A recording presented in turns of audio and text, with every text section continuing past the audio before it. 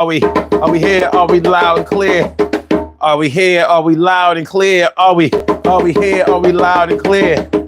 Are we here? Are we loud and clear? I said, are we loud and clear? I said, are we here? Are we loud and clear? Can we give me a beer? I said, are we here? Are we here? Are we here? Are we here? Are we here? Are we here? Are we Friday night? I'm feeling right. Are we here? But are we here, baby? Are we here now? Yo, everything's gonna be alright. I promise. Get it right. Audio right. Are we here, baby? Are we here, baby? Are we here? Are we? Are we here, baby? Are we? Are we? Are we here, baby? Yeah. Are we here now? Oh, hold on. Let me move these back a little bit. Move these joints back a little bit. All right, we good. We good. Move this up a little bit. There we go. Are we here? Are we? Are we here? Yeah. 1 o'clock now. Friday night, baby. Music show. Daily go get mid some show. Yeah. I hope y'all are ready like I am. Yeah. Yeah. One love to my peoples out there. Yeah, yeah. Everybody get this clear. Yeah, yeah. Feeling good on a Friday night. Yo, write your own lyrics, don't buy. Yeah.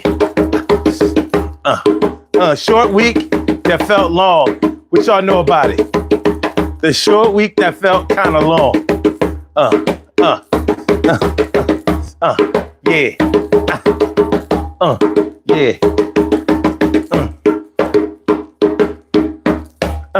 Yeah. Yeah. Friday. Don't forget to hit the like button, y'all. Y'all know how we do. Yeah. Word. So tonight, we talk about the original and the remixes or the remakes. What's y'all favorite out there? How many songs do you value the original over the remix? Have you ever heard any songs that have remixes that you think like, that was a waste of time? Yo, that don't sound half as good as the original. Or somebody remade a song and you like, yo, they shouldn't have let her do that. Beyonce, before I let it go, before I let it go, you know, black people was mad at some Beyonce for making Before I Let Go by Frankie Beverly and Maze. You remember, you know how we do, baby. Let's go. Let's make it funky.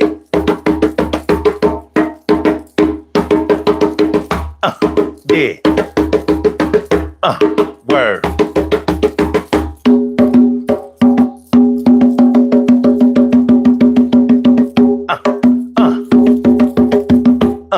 Yeah. Yeah. Yeah. Yeah. Yeah. Yeah. Come on. Yeah. Yeah.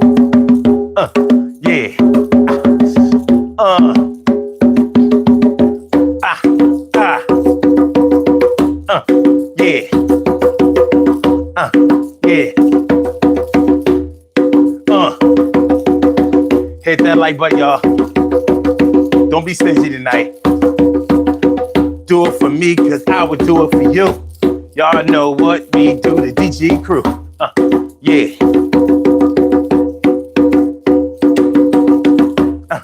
Yeah. Yeah.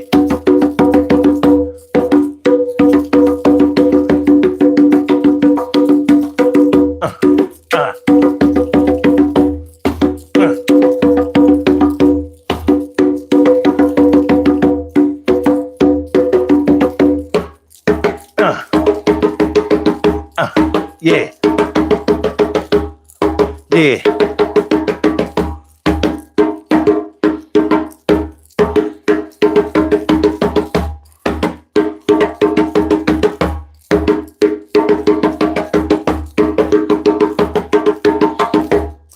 Yeah, the original, the remake,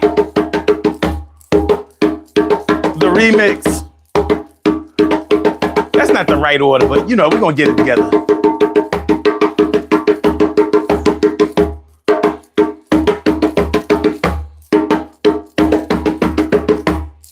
Shirley Sure, the world's most precious, greatest pearl in the world.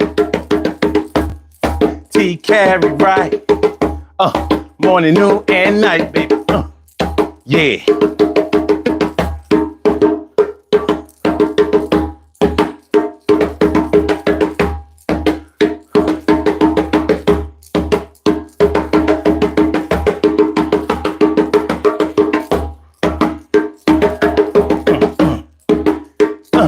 Yeah.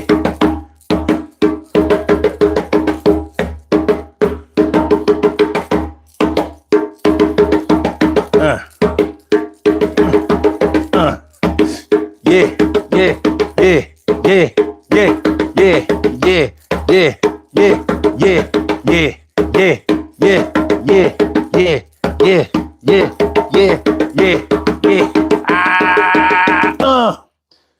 Urban Therapy with Sun 752 with this your addition. It's just your daily.